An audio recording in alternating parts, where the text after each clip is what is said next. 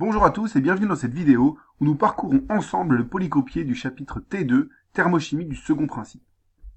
Dans ce chapitre, nous allons voir comment utiliser le second principe de la thermodynamique et une nouvelle fonction d'état qui sera l'enthalpie libre pour définir ce qu'on appelle un potentiel thermodynamique. Un potentiel thermodynamique, c'est une fonction qui ne peut que décroître lorsque le système évolue de façon spontanée et qui arrive au minimum quand le système a atteint l'équilibre. C'est donc une fonction qui permet de prévoir quel sera l'équilibre du système.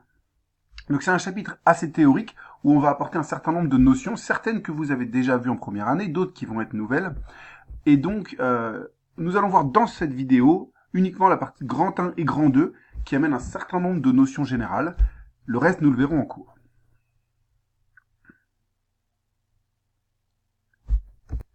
Second principe et identité thermodynamique. Donc ça, ce sont des rappels, normalement. Vous avez déjà entendu parler du second principe de la thermodynamique et de l'entropie. Puisque ce sont des rappels, je vous laisse mettre pause sur la vidéo et essayer de vous souvenir de ça par vous-même. Voilà, quel est selon vous l'énoncé du second principe. Et puis, quand vous sentez que vous êtes prêt, vous pouvez relancer la vidéo et je vais vous rappeler l'énoncé.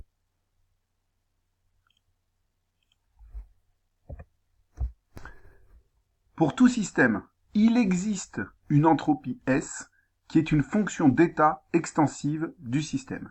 Donc ici, un certain nombre de choses importantes. Voilà, le second principe annonce le fait qu'on va créer cette grandeur qu'on appelle l'entropie, et que cette grandeur, c'est une fonction d'état du système qui est de plus extensive.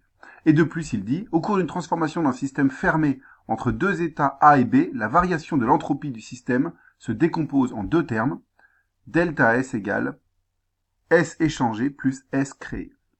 Ces deux termes, donc l'entropie échangée, c'est défini par, donc pour une transformation élémentaire, une petite entropie échangée, donc delta SE, c'est égal à delta Q, le petit échange thermique qui se produit lors de la transformation élémentaire sur la température du milieu extérieur, Tx. Et puis pour une transformation qui serait donc entre un état initial et un état final, qui ne serait pas une transformation élémentaire, on dit que SE, c'est l'intégrale de l'état initial à l'état final, donc des delta SE, donc de delta Q sur Tx. Et puis SC, l'entropie créée, elle, il n'y a pas de formule pour la calculer comme pour SE, mais par contre, il y a une règle qui dit, si la transformation est réversible, autrement dit, si la transformation est une suite d'états d'équilibre, alors SC est égal à 0, et si par contre la transformation est irréversible, alors SC est strictement supérieur à 0. Pour une transformation élémentaire, du coup, ds devient ds égale delta SE plus delta SC, et on peut remplacer le delta SE par delta Q sur Tx. Si la transformation est réversible, on va pouvoir changer deux choses dans cette formule. Premièrement, on va pouvoir dire que delta SC vaut 0, et deuxièmement, on va pouvoir dire que la température extérieure est la même que la température du système, puisqu'on est sur une suite d'états d'équilibre, donc équilibre égale T système égale T extérieur. Ce qui nous amène à ds égale delta q sur tx égale delta q sur t. Si on a une transformation qui est à la fois réversible et en même temps adiabatique, donc avec delta q égale 0, eh bien dans ce cas on aura ds égale 0, on dira que la transformation est isentropique. Le sens physique de l'entropie, il est celui-ci. En fait, l'entropie, c'est donc une grandeur qui va caractériser l'état de désorganisation d'un système. Plus l'entropie est grande, plus le système est désorganisé. Or, pour un système isolé, on sait qu'un système isolé ne peut pas échanger d'entropie, puisqu'il ne peut pas échanger d'énergie, du coup il ne peut pas échanger de delta Q, et donc delta SE va forcément être égal à 0. Donc pour un système isolé, delta S, ce sera juste SC, et ce sera forcément supérieur ou égal à 0. Ça nous dit donc que selon le second principe, l'entropie d'un système isolé ne peut qu'augmenter. Et ça, c'est intéressant parce que dans l'univers, si on considère l'univers tout entier, eh bien, c'est un système isolé. Puisqu'en effet, l'univers tout entier, ça contient tout. Dans ce cas, il n'y a pas vraiment d'extérieur avec lequel il peut échanger. Et donc, ça veut dire que le désordre qu'il y a dans l'univers entier ne peut qu'augmenter. Bon, par contre, si on considère un système qui n'est pas l'univers entier, un petit système, et bien, s'il n'est pas isolé, son entropie peut diminuer, mais uniquement par échange. Voilà. Parce qu'il y a un terme de création d'entropie qui, lui, est inévitablement positif, et puis par contre, pour que l'entropie diminue, il faut qu'il y ait un SE qui soit négatif. Étymologiquement, l'entropie, ça signifie la flèche du temps, en grec. Et ça représente justement ce désordre qui est le temps qui passe, en quelque sorte, et qui est impossible à stopper, qui ne fait que grandir. Le second principe, il a l'air assez abstrait comme ça, mais en fait, nous, on va l'utiliser concrètement pour deux choses. Premièrement, écrire ce qu'on appelle les identités thermodynamiques, et deuxièmement, définir ce qu'on appelle un potentiel thermodynamique, qui va donc être cette fonction qui ne peut que décroître et qui permet à la fin de trouver l'équilibre quand on est arrivé au minimum. Et on va voir ça tout de suite. Les identités thermodynamiques, ce sont des équations de transformation élémentaires qui s'obtiennent en combinant le premier principe et le second principe. Et elles permettent d'avoir une expression intéressante pour des variations élémentaires du, dh ou par exemple dg quand on verra l'enthalpie libre G.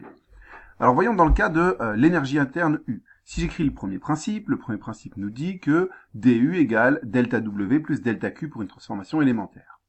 Or, le delta W, je peux le séparer en deux termes.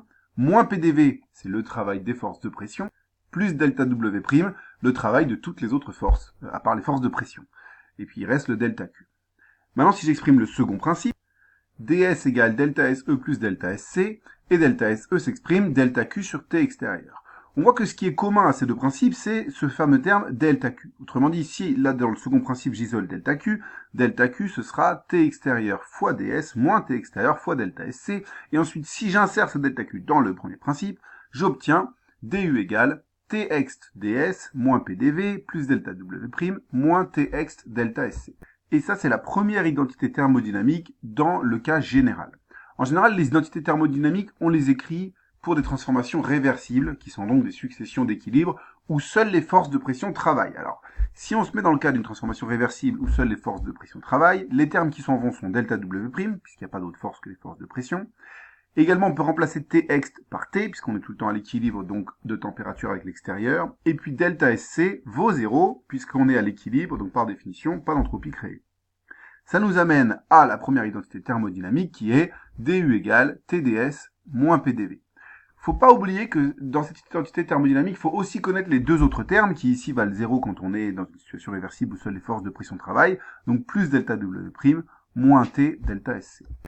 Quelles sont les raisons pour lesquelles ces termes pourraient être différents de 0 concrètement pour nous, l'utilisation qu'on fait en chimie? Eh bien, par exemple, un autre travail que les forces de pression en chimie, c'est le travail électrique qu'on va trouver quand on fait des réactions d'électrolyse. Et ça, ce sera un chapitre qu'on verra plus tard dans l'année. Donc, quand on fera des réactions d'électrolyse, on rajoutera le travail électrique ici. Et puis ici, évidemment, le cas le plus fréquent, c'est très simple. Dès qu'il y a une réaction chimique irréversible, et ça c'est très très fréquent bien sûr, et bien cette réaction chimique, elle empêche le système d'être une transformation réversible. Donc on va se retrouver avec un delta SC différent de 0. Et c'est d'ailleurs en exprimant ça, on verra plus tard dans une identité thermodynamique, qu'on va établir toute la méthode qui permet de découvrir l'état d'équilibre d'une réaction. Donc la première identité thermodynamique, il faut la connaître par cœur, les deux termes, et puis aussi les termes entre parenthèses, en comprenant quand est-ce qu'ils ne seront pas égaux à 0.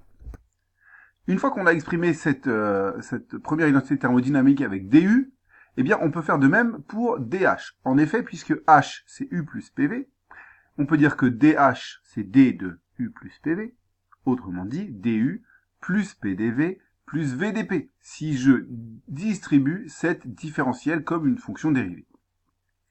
On a donc dH qui sera égal à, et là je peux remplacer ce du par tout ceci, c'est le terme qu'on a vu précédemment, moins PDV plus delta W' plus T extérieur ds moins T extérieur delta SC, plus PDV plus VDP. Et là ce qui se simplifie, c'est ce moins PDV qui se simplifie avec ce plus PDV.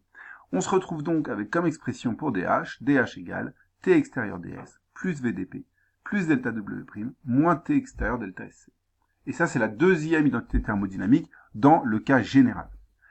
Dans le cas où on a une transformation réversible où seules les forces de pression travaillent, on va avoir de la même façon T qui sera égal à T ext, delta SC qui vaut 0, delta W' qui vaut 0, et donc on a la deuxième identité thermodynamique, dH égale TdS plus VDP, plus delta W' mais qui vaut 0, moins T delta SC mais qui vaut 0. Là encore, à connaître en sachant aussi les termes entre parenthèses et en sachant pourquoi ils valent 0 et quand est-ce qu'ils peuvent ne pas valoir 0. Remarque, si on regarde ces deux expressions, passer de du à dH, ça correspond simplement à inverser ici P et V, et puis à changer le signe.